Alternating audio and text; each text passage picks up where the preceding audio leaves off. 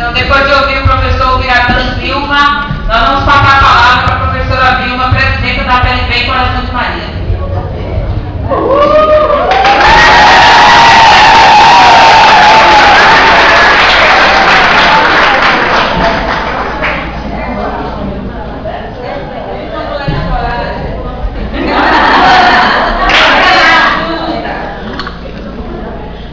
Boa noite.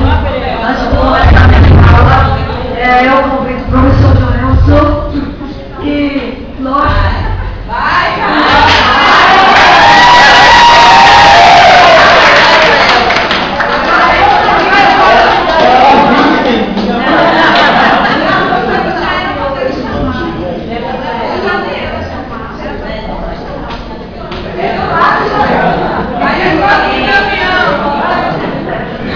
Nós sempre falamos juntos, porque Joelson faz a complementação da minha fala e eu faço a complementação da fala dele, sabe?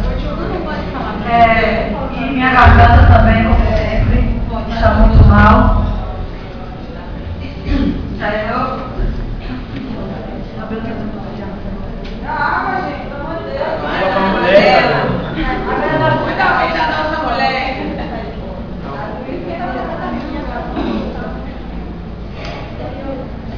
Em nome de Otino, eu dou boa noite a todas as candidatas, a todos os companheiros que vieram aqui esta noite.